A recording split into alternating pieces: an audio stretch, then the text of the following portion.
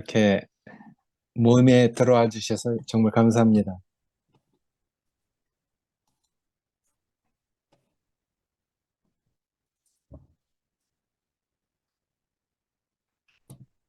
네, 그래도 그럼 빨리 시작하고 마칩시다. 오늘은 골로새서 네 번째입니다. 네 번째. 제목은 사랑의 아들의 나라로 옮겨졌다 하는 제목을 가지고 교통하겠습니다. 본문은 두 기절만 뽑았습니다.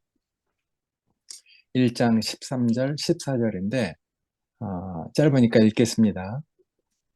그가 우리를 흑암의 권세에서 건져내사 그의 사랑의 아들의 나라로 옮기셨으니 그 아들 안에서 우리가 속량 곧 죄사함을 얻었다 이런 말이 있습니다. 우리가 속량이라는 그 속량 그 기조를 우리가 구속 곧 죄사함을 얻었다. 그래 속량이라는 것을 여러 단어로 성경은 번역을 했지만 전 요 귀절이 마음에 들어서 이걸로 오늘 교통하겠습니다. 여기 우리를 흑암의 권세에서 건져내셔, 건져내사 이런 말이 있는데 흑암이라는 표현은 성경의 여러 문맥에서 상징적으로 또 영적이나 또는 물리적인 의미로 사용하고 있죠. 그래서 흑암은 특정한 영적 상태나 어떤 권세를 가리키고 상대적으로 우리의 구원과 대비되는 관점에서 설명하고 있습니다. 이 흑암은 사탄의 권세가 지배하는 상태를 나타내기도 하죠. 그 의미를 다양한 각도에서 살펴보면 죄악, 무지, 죽음, 하나님과의 그 분리를 상징적으로 얘기하고 있습니다. 영적 무지라는 측면에서 보면은 하나님의 진리와 빛에서 멀어진 상태를 가리킵니다. 에베소서에서 그렇게 얘기하고 있죠. 그들이 총명에 어두워지고 그들 가운데 있는 무지함과 그들의 마음이 굳어짐으로 말미암아 하나님의 생명에서 떠나 있도다. 그들이 감각 없는 자가 되어 감각이 없으니까 모든 더러운 것을 욕심으로 행하되 하면서 그 뒤에 아주 부정적인 여러 가지 이야기들이 나오는데 하나님의 그 진리와 빛에서 멀어지면은 저절로 이렇게 되는 거죠. 무지하게 되고 마음이 굳어지고 하나님의 생명에서 떠나니까 감각이 없게 되고 정신이 혼미해져서 모든 더러운 것을 행해도 그것이 전혀 양심의 가책을 받지 않는 이런 일을 하게 되죠. 그러니까 이제 사탄은 거짓과 유혹으로 사람들을 속여서 하나님이 없는 상태인 그런 영적인 어두움에 우리를 가두려고 하는 것이 사탄의 계략이죠. 그래서 예전에 우리가 구원받기 전에 우리가 모두 사탄에게 속아서 영적 무지에 있었으니까 그래서 우리가 이제 이렇게 깨어나 보고 보니까 그런 영적 무지에 있는 사람들 예전에 우리가 영적 무지에 있을 때는 하나님에 대한 믿음이 없었잖아요.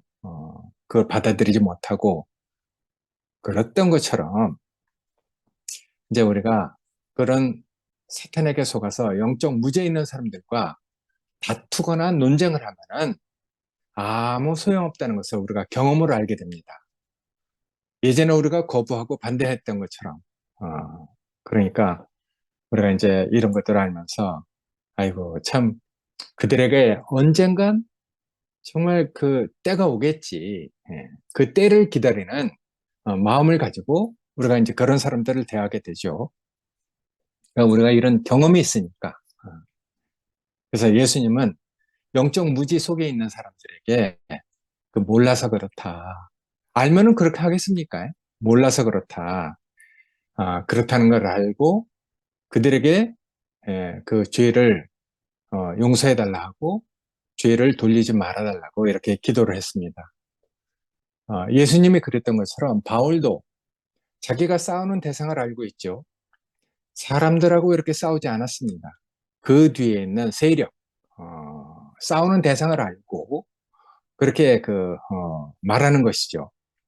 우리는 혈과 육에 대항하여 싸우는 것이 아니요.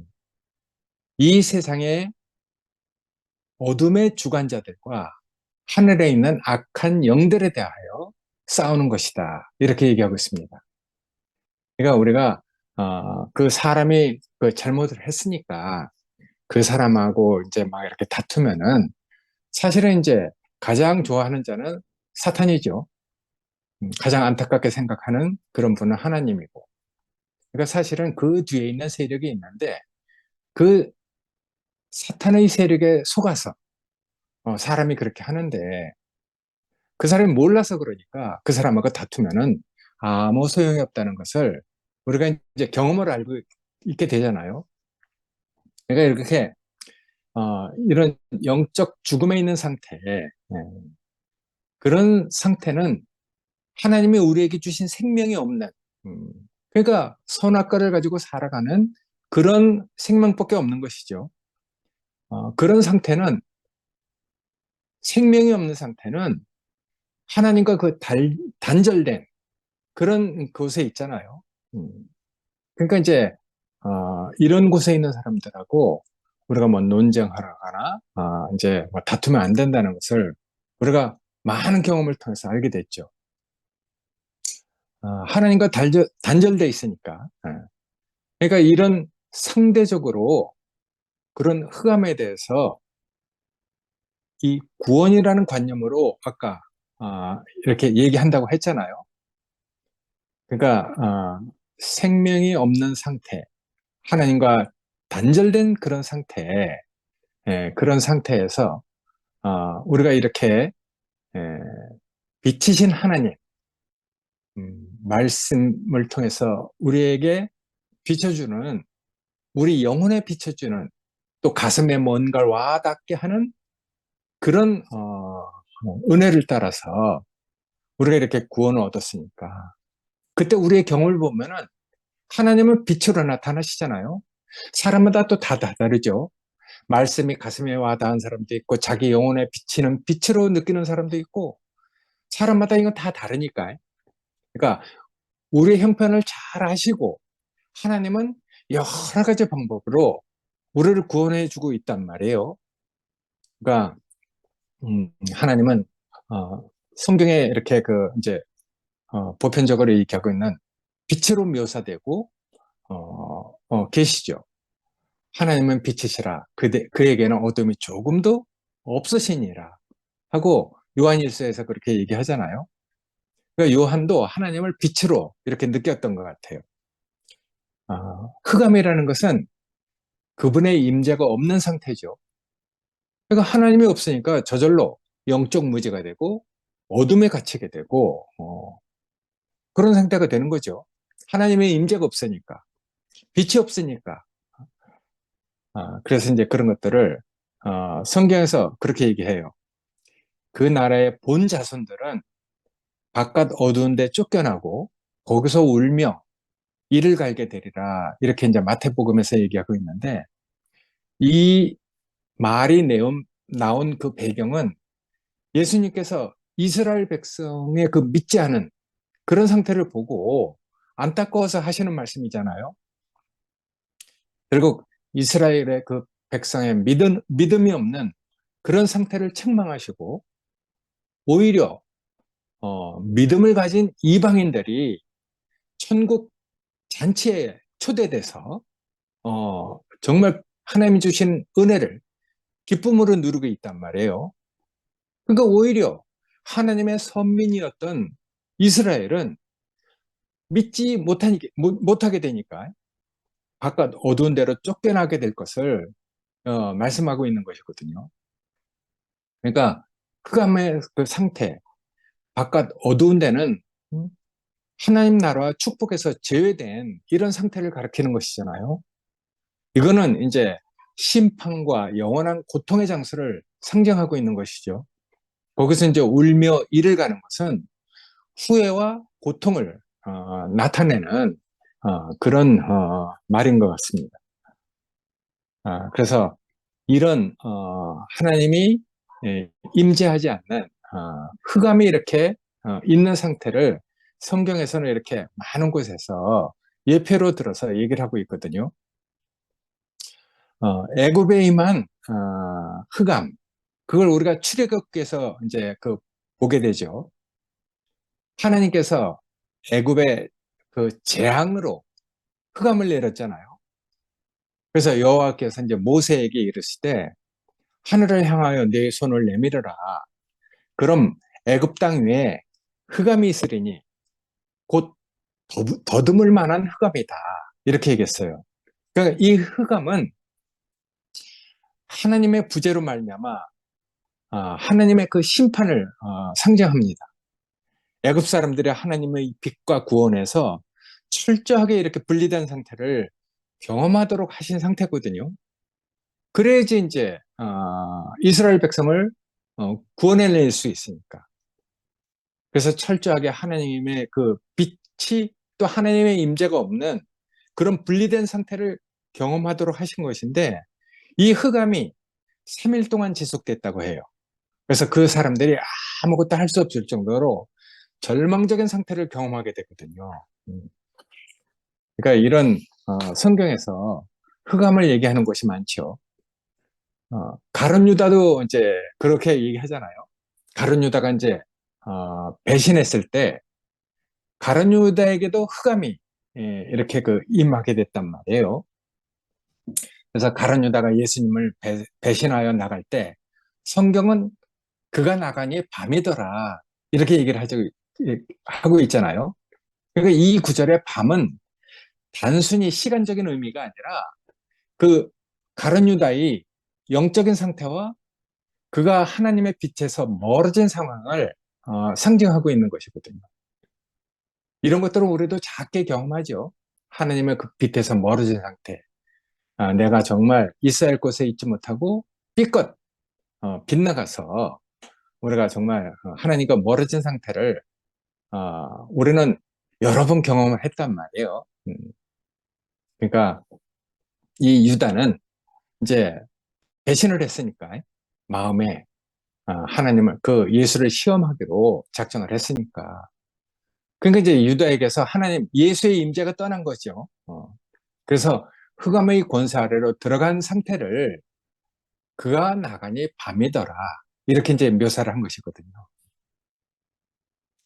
그러니까 이 흑암이라는 것은 하나님의 심판과 관련되어 있습니다. 두려움과 혼란을 상징하기도 하는 것이죠. 아모스에 보면은 여호와의 날에 심판의 날은 어둡고 빛이 없는 날이 아니냐 이렇게 얘기를 하고 있습니다. 그럴 때 이제 우리가 유다 지파의 그 심판을 볼 때도 유다 지파의 그 심판 하나님을 거역하고 따르지 않으니까 유다 지파에게 임할 그 심판을 경고를 하고 있잖아요. 예레미야 선지자가 유다 백성에게 하나님께 돌아오지 않으면은 너희에게 흑암과 심판이 임할 것이다 이렇게 경고를 합니다. 너희 하나님 여호와께 영광을 돌리라. 그가 흑암을 일으키시기 전에 너희 발이 캄캄한 산에서 걸려 넘어지지 않을까 조심하라 이렇게 얘기를 했거든요. 넘어지게 하실까 염려가 된다 이런 얘기를 하죠. 그러니까 예레미야 선지자들은 정말 이스라엘 유다 지파를 사랑했기 때문에 이런 경고와 심판이 임할 것을 미리 이렇게 경고를 해주는 것이거든요. 그러니까 이 흑암은 하나님의 심판과 보호의 그 부재를 의미하는 것이죠. 이스라엘 백성이 회개하지 않을 때 맞닥뜨릴 그들의 운명을 얘기해주고 있는 것이잖아요. 그러니까 이 흑암을 여러 가지로 얘기하고 있단 말이에요. 창세기에서는 혼돈과 무질서 이런 것으로도 얘기하고 있죠. 창조 이전의 상태를 묘사할 때 흑암은 혼돈과 무질서를 나타냅니다.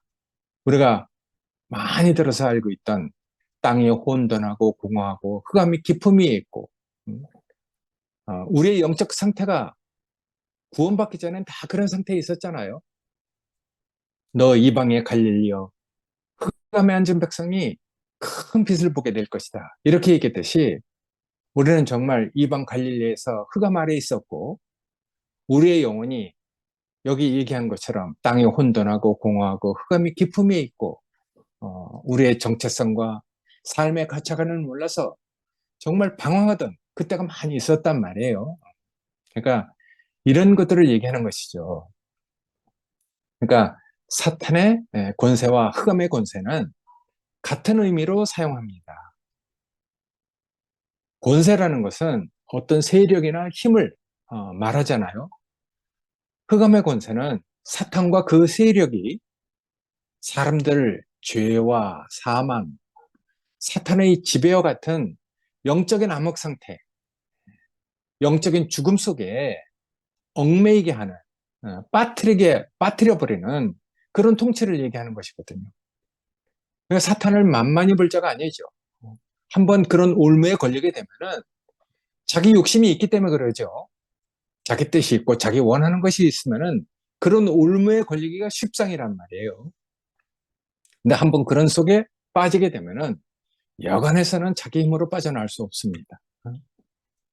그러니까 인간이 죄로 인해서 하나님의 생명과 빛에서 멀어질 때 악의 지배 아래에 있는 상태를 상징적으로 얘기하고 있거든요.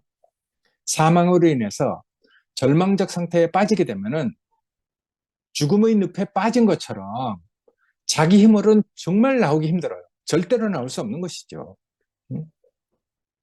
아, 그 예를 들면은 성경에서 베데스다 연못가에 있는 그 38년 된 환자를 들어서 얘기하고 있단 말이에요. 베데스다 못의 그 행각에 누워있는 38년 된 병자처럼 방법은 다 알고 있어. 물이 동할 때, 천사가 와서 물을 동할 때 먼저 뛰어들어가는 자는 어떤 병이라도 다 낫는다. 그러니까 방법은 다 알고 있는 것이죠. 근데 방법은 알고 있으나 할 수가 없는 거예요. 힘이 없는 것이지요. 그런 상태에 누워 있으면은 어떻게 되겠습니까? 즐거움과 평안이 없습니다. 이룰 수 없는 헛된 희망을 가지고 세월을 낭비하게 됩니다. 38년이나 헛된 희망을 가지고 누워 있는 것이거든요. 그러니까 안 된다는 것을 상징적으로 얘기하고 있는 것이죠. 이같이 죽은 상태에 있는 것을 흑암의 권세에서 탈출할 수 없다는 것을 상징적으로 이렇게 말하고 있죠. 더 구체적으로 얘기하면은 요한복음에 아주 자세히 써 있어요. 예루살렘에 있는 양문 곁에 히브리 말로 베데스다라는 못이 있는데 거기 행각 5개가 있고 그 안에 많은 병자들이 있었다. 맹인, 다리 저는 사람, 혈기 마른 사람, 얼마나 많은 병자들이 누워 있겠습니까?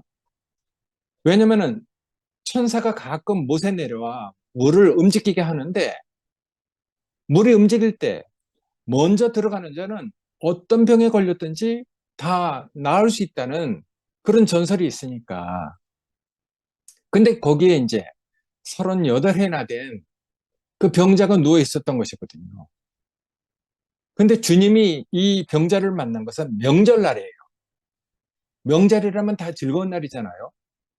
우리도 지금 명절 앞을 두고 있는데, 그러니까 다 즐겁죠. 뭐 어디 놀러 간다, 뭐 한다, 다 이렇게 하잖아요. 즐거운 날이죠. 근데 이 사람은 즐겁지 않아요.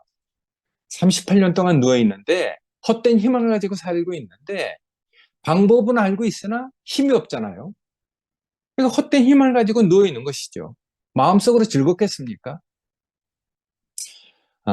왜냐하면은 중병을 고쳐보려고 가진 고초를 다 겪어봐도 이루지 못하고 있었기 때문에 외면상으로는 즐거운 날을 맞이하면서도 마음속으로는 즐거운 것이 없어요.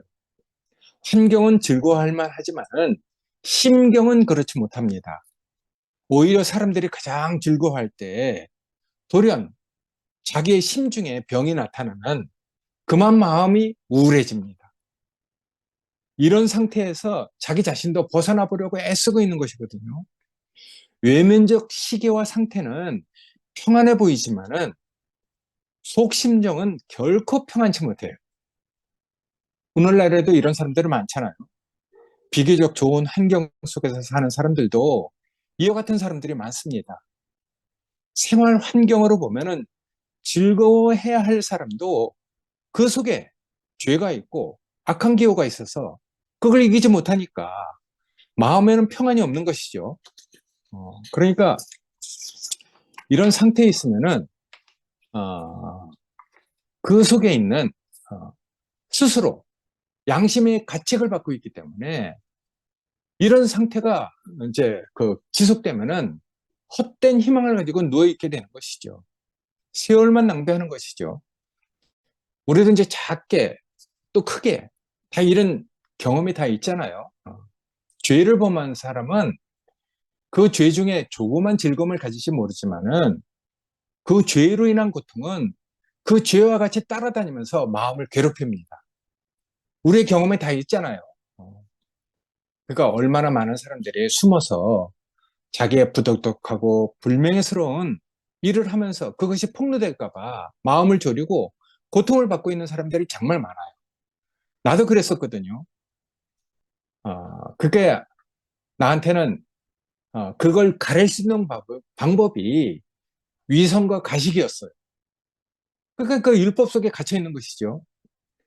율법 속에서 오랫동안 그 갇혀 있고 위선과 가식으로 내 자신을 포장하고 있는 그 정말 지긋지긋한 그런 생활을 해보지 않으면 모릅니다. 전 10년 넘게 그랬거든요. 어느 날 내가 바짝 마른 사람이 됐어요. 아무것도 할 수 없는 사람. 그 은혜가 한 방울 두 방울 그 위선과 가식이라는 그 구멍으로 한 방울 두 방울 다 누수가 돼서 어느 날 내가 바짝 마른 사람이 됐어요. 줄여 죽게 됐을 때 그때 이제 깨닫게 됐어요. 아이고 내가 이런 사람이구나. 내가 내 자신이 시인이 되대요. 그래서 율법이 싹 걷어지고 있는 그대로 하나님 앞에 나를 드리게 됐어요. 그때 내가 해방이 됐어요. 율법으로부터 그 가식과 위선으로부터 해방이 됐거든요. 있는 그대로 나를 알려도 얼마나 그게 평안이 되는지. 예. 그러니까 오늘날도 많은 사람들이 숨어서 부도덕하고 불명예스러운 일을 하면서 그것이 폭로될까 봐 마음을 졸이고 고통을 받고 있는 사람들이 얼마나 많습니까? 예. 병을 지닌 자가 어찌 마음이 평안하겠어요? 진정한 즐거움과 평안을 모르는 것이거든요. 그래도 이 병자는 그래도 오랜 세월 동안 한 가지 희망, 못에 들어가면은 병을 고친다는 희망을 가지고 살아온 것이죠. 그러나 이것은 이룰 수 없는 헛된 소망이에요. 우리가 헛된 소망을 가지고 살아봤잖아요. 안 돼. 왜 안 되느냐? 힘이 없어. 오랫동안 병에 누워있으면 힘이 없어지잖아요. 어. 방법은 알고 있는데 힘이 없어. 그게 얼마나 비참한 상태인지 몰라요. 우리가 이걸 철저하게 경험을 해봐야 되거든요. 그러니까 이것처럼 방법은 알고 있지만은 어떤 방법도 소용없는 상태, 그걸 흑암의 권세에 사로잡혀 있는 그런 상징적인 것으로 얘기를 하고 있단 말이에요. 그러니까 우리가 이런 경험을 하고 지금 이렇게 빛 가운데로 옮겨졌다는 건 얼마나 큰 정말 용서가 있는지 몰라. 얼마나 정말 그 주님이 우리를 은혜를 베풀어서 우리를 이렇게 옮겨줬는지 그걸 생각하면은 정말 이건 정말 기적적인 일이에요. 기가 막힌 것이죠. 그러니까 이런 흑암의 권세를 가지고 있는 사탄은 세상의 신으로 묘사됩니다. 그 목표는 사람들을 하나님으로부터 멀어지게, 단절되게 만드는 것이거든요.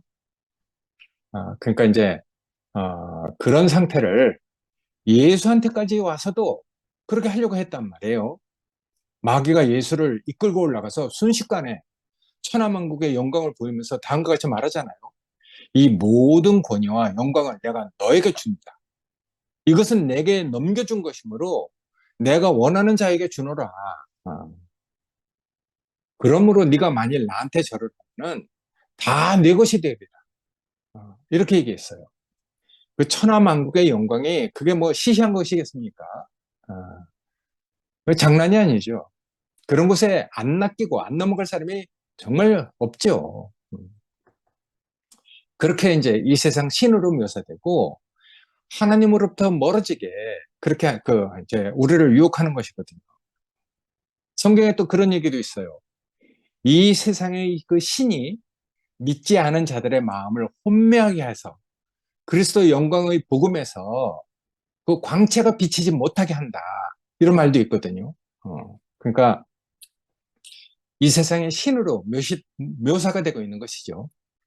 이 세상은 나에게 넘겨준 것이므로 내가 원하는 자에게 준다. 그러니까 우리가 세상을 지배하고 있는 하늘의 권세를 지금 누가 잡고 있는지 그걸 알아야 된단 말이에요. 이걸 알지 못하면 다 낚여가는 것이죠.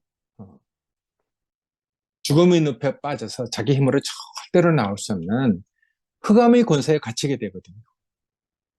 근데 정말 감사한 것은 이런 흑암의 권세는 하나님이 허락하신 그 한계 내에서만 작용한다는 거예요. 결국 이런 흑암의 권세는 하나님의 구원의 능력에 의해서 다 파괴된다는 것이거든요. 그러니까 얼마나 이게 감사한 일입니까? 욥에게 이제 우리가 욥기를 보면 그렇게 얘기하잖아요. 여호와께서 사탄에게 이르시되 내가 그의 소유물을 다 네 손에게 넘기겠다. 다만 그의 몸에는 절대로 손을 대지 말아라. 그 생명에는 손을 대지 말아라. 이렇게 얘기했죠. 그러니까 이제 사탄이 여호와 앞에서 물러갔죠. 근데 그 뒤에 또 와서 이제 또 시험을 하잖아요. 그러니까 이 구절은 하여튼 사탄이 욥에게 시험을 가하기 위해서 하나님의 허락을 받아야 했음을 나타내고 있는 것이거든요.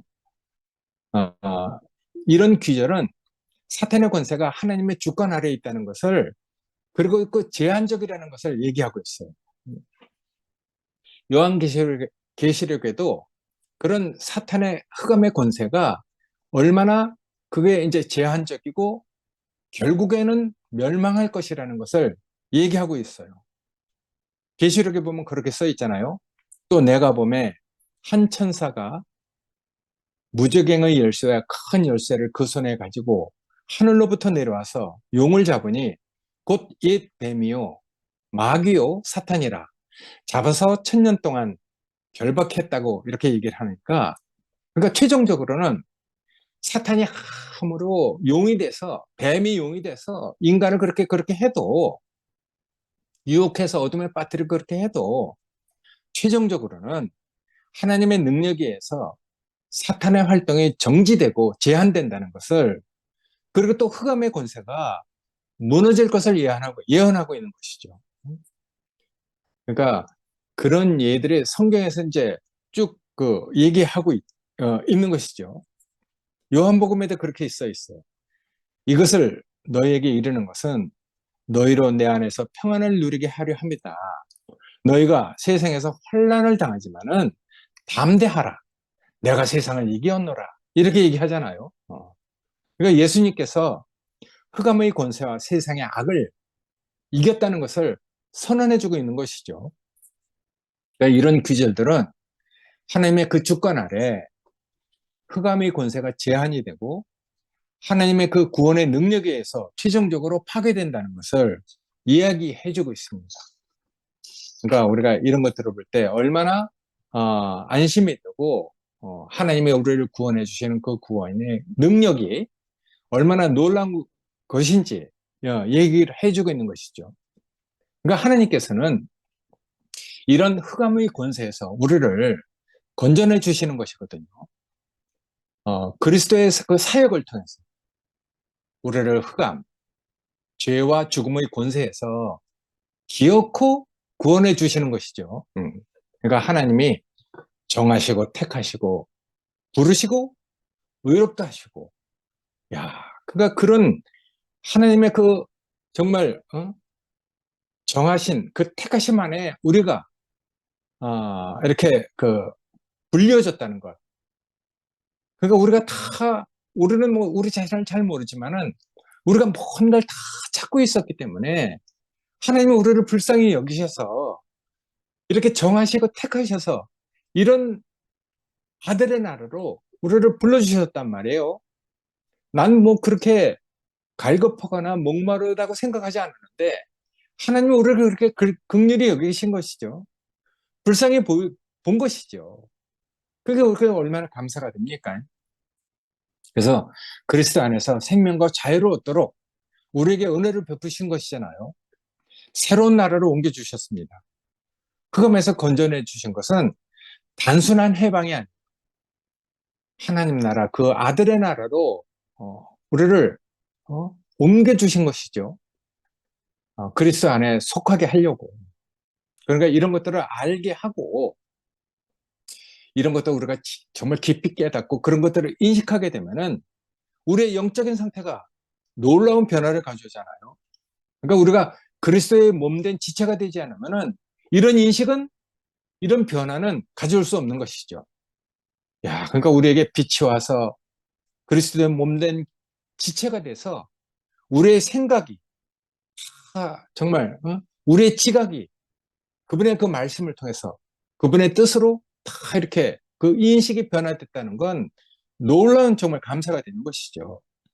그러니까 우리가 몸된 지체가 되지 않으면 우리 인식이 변화될 길이 없는 것이죠.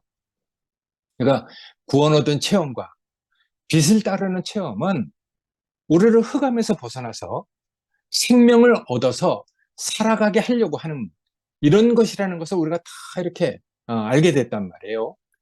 그러니까 하나님은 우리를 계속해서 그리스도 안으로 빛 가운데로 우리를 부르고 계시는 것이죠. 하나님은 흑암에서 빛으로 사람들을 초대하시잖아요. 그러니까 나는 세상의 빛이니 나를 따르는 자는 어둠에 다니지 아니하고 생명의 빛을 얻으리라. 이렇게 얘기했어요. 너희가 전에는 어둠이더니 이제는 주 안에서 빛이다. 빛의 자녀들처럼 행해라. 이렇게 얘기하고 있잖아요. 이건 당연히 우리가 그렇게 살아야 할 우리의 의무죠. 생명의 의무죠. 억지로 되는 게 아니라 저절로 그렇게 될 수밖에 없는 그런 생명을 얻었기 때문에 이건 아주 자연스러운 일이거든요. 그러니까 우리가 어두운 데서 불러내서 그 기이한 빛에 들어가 갖고 그 아름다운 덕을 우리가 할 수밖에 없는 사람으로 우리가 이렇게 다 변화된 것이죠. 이 진우하고 영식이는 이런 걸 깨닫기 전에 벌써 하나님의 서원을 해서 뭔가 이렇게 그 삶을 살고 있는데 나중에 이렇게 그 생명이 더 온전해지고 이렇게 보니까 이런 것이었었구나 하고 이렇게 만나게 되잖아요. 그러니까 정말 그런 마음을 가진 정말 그 특이한 사람들이죠. 그러니까 사람마다 다 이렇게 하여튼 구원 얻은 그런 것이 다 다르니까. 그러니까 우리한테는 이런 형제들이 정말 귀한 것이죠. 우리가 가질 수 없을 때 그런 마음을 가지고 하나님께 서원을 한 이런 귀중한 형제들이 있다는 것. 그게 정말 놀랍잖아요. 상호하고 영님도 그래요. 정말 우리가 알지 못했던 그 시간, 그 귀한 시간과 세월을 들여서 뭔가 하나님의 일을 해보겠다고, 하나님의 뜻대로 살아보겠다고 했던 그런 그 가난한 마음. 하나님은 우리를 아시는 것이죠. 그래서 우리를 어두운 데서 불러내서 이제 그 기이한 빛에 우리를 들어가게 해서 그 아름다운 덕을 우리를 정말 그 자라나게 해서 생명을 성장하게 해서 그 귀한 덕을 선포하게 하려고 우리를 불러내신 것이죠. 이런 것들을 다 이렇게 종합해서 볼 때 예수님은 정말 빛이잖아요. 우리 영혼에 비치는 빛.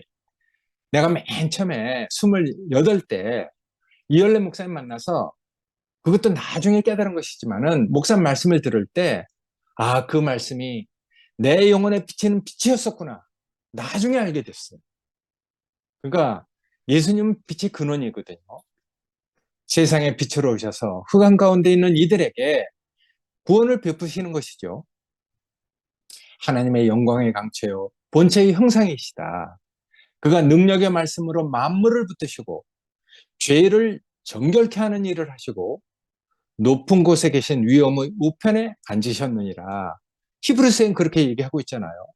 그러니까 이런 말들이 옛날에는 정말 그 해석이 안 되는 말이었었지만은 우리가 이제 그런 체험을 갖고 보니까 이런 말들이 얼마나 합당한지 이제 쉽게 쉽게 먹을 수 있는 말로 우리에게 이렇게 그 탁 비춰지는 것이 얼마나 감사가 됩니까? 그러니까 우리가 이런 빛을 따라서 이렇게 그 오는 것, 그러니까 우리가 흑암에서 건진받는 것은 그리스도 안에서 새로운 삶을 사는 것이죠.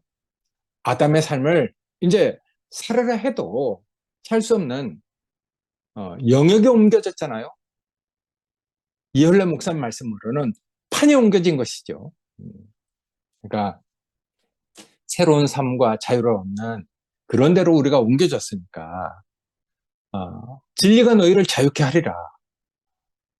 그거 우린 진리를 가지고 있으니까 진리가 뭐냐 하고 물어보면 우리가 어떻게 그걸 다 대답하겠어요? 근데 이상하게 그건 느낌으로 아는 것이죠.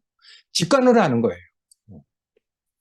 그러니까 구원은 우리에게 영적인 자유를 누리게 해줍니다. 이런 것들이 나중에는 아까 몸의 구속까지 이루어져서 우리의 그 영이 생각하는 것과 우리의 육신이 합당한 봉사를 하는 것이 전혀 이렇게 어색하지 않은 아주 합당한 그런 삶을 살게 하겠죠. 그러니까 이런 체험은 다 교회 생활을 위한 것이라야 합니다. 아, 교회 생활을 위해서 이런 체험이 필요한 것이거든요. 그러니까 무엇을 추구해야 돼요? 교회를 위해서가 아니고 자기 자신의 체험을 위해서 추구하는 것은 이상한 대로 빗나간단 말이에요. 그러니까 그리스도를 추구하는 것 같은데도 자기의 체험을 위해서 그리스도의 그 어떤 체험을 필요로 하는 사람도 있어요. 그러니까 그런 사람들을 소위 속생명물이라고 하잖아요. 어, 그러니까 퀘이커 교도들 같은 사람들, 이런 사람들은 마음에 와 닿는 어떤 느낌을 중요하게 생각해요. 그래서 몸을 흔들면서 뭔가 자기 가슴에 와 닿은 사람이 먼저 일어나서 간증을 하는 것이죠. 그러니까 이런 속생명 무리 중에 그런 사람들이 있단 말이에요. 한 운명인 것을 강조하는데 부적절하게 강조하는 진리의 자유가 있어. 그 말이 나쁜 게 아니잖아요. 말이 틀린 건 아니야. 근데 그런 것을 추구하다 보면은 이상하게 그노시스라는 이상한 형태로 가버리거든요. 그노시스라는 것은 그리스어로 지식을 의미합니다. 초기 기독교 헬레니즘 문화에서 그게 나타난 건데 아주 중요하고 신비적이고 영적인 개념으로 그 얘기하고 있거든요. 종교적, 철학적 운동과 연관되어 있어요. 그게 이제 그 1세기부터 4세기 한 400년 동안 이렇게 기독교에 영향을 줬는데 이 그노시스는 정통 기독교하고는 구별되는 아주 독특한 신앙 체계와 특징을 가지고 있어요. 근데 그 중심은 영적 지식과 영적 깨달음이에요. 그죠? 뭔가 신비한 것이 있는 것이죠. 뭔가 신령한 것이 있어. 근데 그것이 신령한 거고 신비한 것이긴 하는데 이게 성령이 임한 거하고는 다르단 말이에요. 나중에 그 열매를 보면 알지니라 이렇게 얘기하잖아요. 그러니까 그 중심 개념이 영적 깨달음과 영적 지식인데 내적인 영적 깨우침을 중요하게 여기고 이 지식은 이 깨달음은 아주 선택된 소수의 그 사람들에게만 어, 그 임하는 것이다. 이렇게 얘기하고 있어요. 그리고 이제 그런 영적인 지식과 영적인 깨달음을 구원의 열쇠로 아주 중요하게 생각하고 있단 말이에요. 교리적은 그렇게 얘기해요. 온 인류가 죽음 안에서는 다 한 운명이다. 이렇게 얘기하는데 자기네 주장을 받아들이지 못하는 사람들에게는요. 자기네들이 선택된 소수라는 그런 독성과 강팍함이 금방 나와요. 그러니까 자기네 주장을 받아들이지 못하면은 바로 그 안에서 강팍함에 나오는 것이죠. 그러니까 정말 그리스도의 그 죽음에 포함된 부활 생명이 성령의 9가지 열매를 내는 그 생명과는 완전히 분리가 되는 것이거든요. 그래서 아들의 형상을 본받는 생명의 유기적인 인성과 교리적으로 강팍한 인성을 가진 그런 인성하고는 쉽게 구별이 되잖아요. 그러니까 열매를 보면 아는 것이죠. 그게 교리인지 아니면 유기적인 생명에서 나온 것인지 결과를 보면 딱 아는 것이죠. 그러니까 우리가 정말 하나님이 우리에게 주신 생명을 우리가 얻었다는 것, 그게 정말 너무 감사하죠. 예수를 죽은 자 가운데서 살리신 이의 영이 너희 안에 있는 영으로 말미암아 그리스도 예수를 죽은 자 가운데서 다시 살리신 이가 너희의 죽을 몸도 살릴 것이다. 이렇게 얘기하고 있잖아요. 그러니까 우리가 정말 어, 하나님이 예수 그리스도를 살리신 그 영을 우리에게 공급하셔서 그 영이 와서 우리의 죽을 몸도 살려내서 나타나는 그 인성과 교리적으로 나타나는 그 인성은 그노시스로 나타나는 그 인성은 완전히 다른 것이죠. 아주 쉽게 구별되는 것이거든요. 사람이 강팍해. 또 한 사람은 그런 사람들이 뭔가 시비를 걸어와도 할 말이 없는, 그들을 용서하는, 그들을 몰라서 그렇다는. 아까 맨 처음에 그랬잖아요. 영적 무지에 갇혀 있는 사람들이니까 다퉈도 소용없다는 것을 아시는 것이죠. 그래서 대부분 그런 싸움을 걸어올 때 피하셔. 예수님께서 그들을 피해서 한적한 곳으로 가시느니라. 이런 그 요한복음의 말씀이 많잖아요. 그러니까 우리가 정말 이러한 것들을 구별해서 빛이신 그리스도를 따르는 우리가 정말 깨어있는 그런 구원을 얻었다는 게 정말 감사하죠. 그러니까 그리스도를 따르는 우리는 흑암의 구덩이에 빠지지 않습니다. 예수님께서 그렇게 말씀하시잖아요. 낮에 다니는 자는 빛을 보아서 걸려서 넘어지지 않지만은 밤에 다니는 자는 빛이 없으니까 걸려서 넘어질 수밖에 없다. 이렇게 말씀하십니다. 이것은 이제 영적인 빛과 어둠을 이렇게 구별해서 예수님과 함께하는 자는 영적인 빛 가운데서 행하고 실족하지 않는다는 것을 말씀해주고 있는 것이죠. 그러니까 보이지 않는 예수님과 너희가 무슨 어떻게 함께 하느냐 이렇게 물어보지만은 우리는 형제들과 그 교통 가운데 있는 것, 그리스도의 몸을 생활하고 있는 것이 우리가 정말 예수를 따르는 것이고 빛을 따르는 것으로 우리가 그거 알고 있잖아요. 그러니까 우리가 이런 생활을 하고 있다는 게 정말 감사하죠. 누가복음, 누가복음에서도 그거 비슷한 비유가 등장합니다. 눈먼 사람이 눈먼 사람을 인도하면 둘 다 구덩이에 빠지지 않겠느냐. 그러니까 깨어있고 눈뜬 형제자매들하고 우리가 같이 함께 생활한다는 것. 이게 이제 우리의 구원이잖아요. 예수를 따르는지 안 따르는지 우리가 어떻게 알겠어요? 근데 형제들과 우리가 같이 생활을 하면은 저절로 우리가 알게 됩니다. 누가 깨우쳐서 아는 게 아니라 스스로, 스스로 아는 것이죠. 그러니까 다른 사람이 뭐라 해도 자기 안에 진리가 있고 스스로 빛 가운데 있고 아니까 그런 사람들의 송사에 대해서 흔들리지 않는 어떤 생명을 가지고 살게 되잖아요. 그러니까 우리가 이런 형제들하고 같이 살고 있는 것, 눈뜬 형제들하고 같이 살고 있는 것, 그게 우리의 완전한 구원이죠. 너희는 세상의 빛이다. 산 위에 있는 동네가 어떻게 숨기고 있느냐. 그러니까 산 위에 있는 동네는 다 형제들이, 눈뜬 형제들이, 빛을 따르는 형제들이 같이 살고 있는 그런 동네잖아요. 그러니까 그 동네 맛을 한번 보면은 이 동네를 떠날 수가 없습니다. 이 동네를 정말 깊이 맛보지 못해서 그런 것이지. 그러니까 우리가 뭔가 어? 그런 말이 있잖아요. 도망쳐서 도착한 곳에는 천국이 없다. 이런 말이 있어요. 그러니까 맞닥뜨려야지. 응? 도망쳐서 정말 어떤 곳에 자기가 원하는 곳에 이렇게 가봐도 사실은 천국이 없습니다. 하나님이 우리에게 우리를 다 알고 있을 만한 곳에 있게 하시는 것이거든요.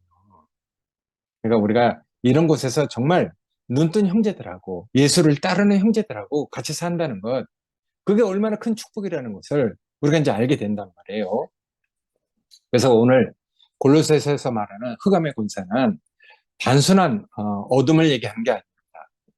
죄와 사탄의 영향력 아래에 있는 그런 상태를 의미하는 것이거든요.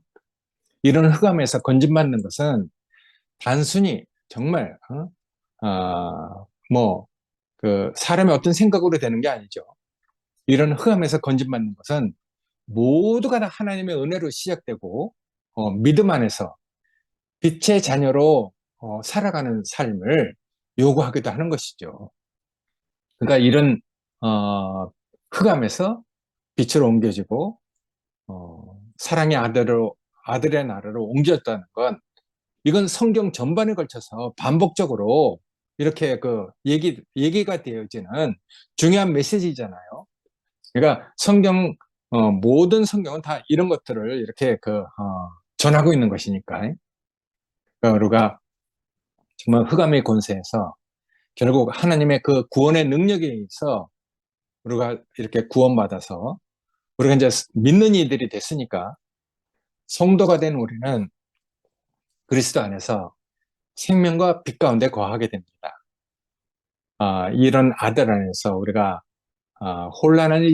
혼란한 그 세상에 휩쓸려서 떠내려가지 않도록 우리를 붙들어 주시는 말씀이신 하나님이 계셔서 우리가 구속과 죄사함을 받고 이렇게 살아간다는 것이 얼마나 정말 놀라운 구원인지 어, 요새 세상을 보면 뭐 하여튼 그 복잡하잖아요. 뉴스를 보면은 뭐 사상 초유의 그 사태다 해갖고 뭐 일어나는 일들이 많아요. 뭐 이루 말할 수 없는 그런 세상의 혼란 가운데서 우리가 세상의 그 풍파에 떠내려가지 않고 빛 가운데서 생명 가운데서 우리가 살아갈 수 있는 이런 구원을 우리에게 베풀어 주신 하나님이 계시다는 것, 그게 너무 하여튼 감사한 일이라고 생각됩니다. 말씀이 좀 길어졌는데 이런 골로새서를 통해서 우리가 사는 이런 축복된 세계가 얼마나 복된 세계라는 것이지 다시 한번 이렇게 깨닫게 됐습니다. 오랫동안 말씀을 들어주셔서 감사합니다.